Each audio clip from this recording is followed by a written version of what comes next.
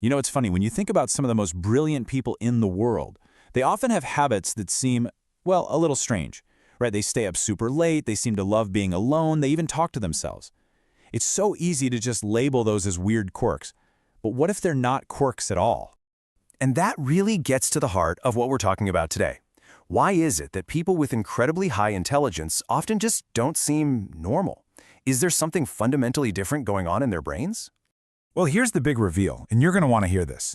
Psychology and neuroscience are telling us that these habits, they're not a flaw. They are a feature. It's not a bug in their system. It's literally how their minds were designed to operate at their absolute best. Okay, so let's dive into this, because to really get why these habits make sense, we first have to understand the hardware they're running on. And it all goes back to a really fascinating idea from evolutionary psychology.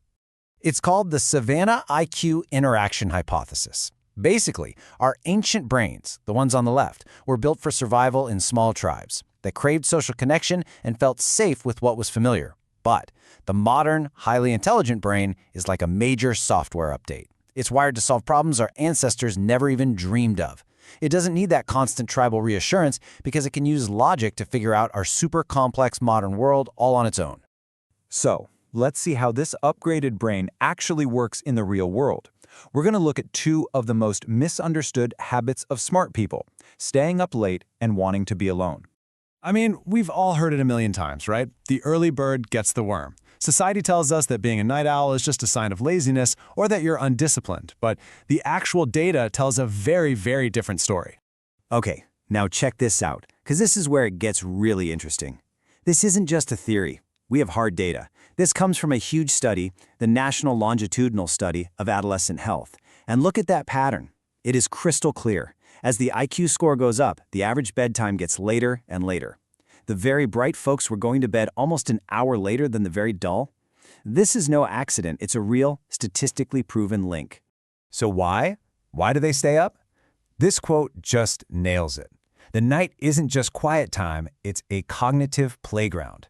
All the social demands, the notifications, the constant noise of the day, it's all gone. And their brains are finally free to just play, to make those weird connections, and to think deeply without getting interrupted. And that brings us perfectly to the whole solitude thing. Get this.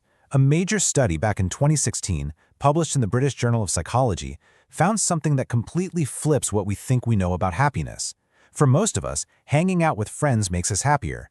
But for the most intelligent people, more social time was actually linked to being less happy. So what is going on there? Well, it all comes down to a concept called attention residue. Think about it. Every time someone interrupts you, even for a quick question, a part of your brain stays stuck on that interruption. And for a mind that's trying to do deep, complicated work, those interruptions are just killer.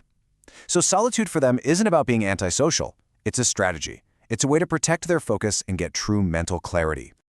Okay, so if they're alone and wide awake at 1 a.m., what are they actually doing? Well, this is where we see how these brilliant minds absorb and connect information in ways that are pretty unique. They read a ton. But it's really about how they read. Guys like Bill Gates and Warren Buffett, they're not just passively absorbing words. They're actively engaging with ideas. They read way outside their comfort zones. It's like cross-training for the brain. They know that reading a good nonfiction book is like downloading a lifetime of someone's trial and error in just a couple of days. It is the ultimate shortcut to connecting dots that nobody else even sees. And this image perfectly shows what's happening in their brain during that quiet time. You know how you get your best ideas in the shower or on a long walk? That's your brain's default mode network kicking in. It only activates when your mind is at rest, not focused on a task. And it's the part of the brain that makes those surprising, creative leaps. So being alone and quiet, that's not empty time. That's when the magic happens. And I mean, who could say it better than Albert Einstein himself? He knew that it's in those quiet, boring, monotonous moments that the real creative breakthroughs happen. For him, solitude wasn't some unfortunate side effect of being a genius. It was a critical ingredient. All right, next up, let's talk about two habits that can look especially odd from the outside looking in. Talking to yourself and questioning, well, everything. Let's just be real for a second. Most of us grew up thinking that if you talk to yourself, you might be a little off, right? But is that actually true? Not even close. In fact, research from universities like Bangor University has shown the exact opposite. Talking to yourself, what they call self-directed speech, is actually a sign of high verbal intelligence and a really powerful tool for thinking clearly. So really, you should think of self-talk as a superpower. When you say your thoughts out loud, it helps you focus, it helps you organize a chaotic stream of ideas, and it can even help you control impulsive decisions. It gives you something called metacognitive awareness, which is just a fancy way of saying you can observe your own thinking process. Einstein was famous for this. He would mutter sentences to himself to really lock in his thoughts. And this internal dialogue is directly tied to another key trait, a deep-seated, healthy skepticism. Highly intelligent people have a built-in error detector that is always running. They don't just question what you tell them, they are relentless in questioning what they believe, always trying to find the flaws in their own logic. And this constant self-questioning brings us to what is probably the most sophisticated and mind-bending habit of a truly brilliant person. This is such a huge idea. We're taught to think that being smart means having all the answers. But real next-level intelligence is actually the opposite. It's being completely and totally comfortable with uncertainty, with not knowing. And this slide explains exactly why that's so powerful. People with higher IQs tend to have what's called a low need for cognitive closure. That's the psychological urge to find a quick, simple answer and just be done with it. They don't have that urge. They can handle ambiguity. This means they can hold multiple, even contradictory, what-if scenarios in their mind at the same time, which makes their thinking incredibly flexible and creative.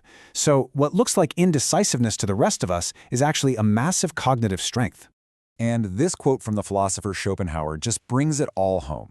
All of these strange habits we've talked about, the late nights, the need for solitude, the self-talk, the questioning, it's all about one thing: creating the space you need to be your authentic, complex self without the pressure to fit in.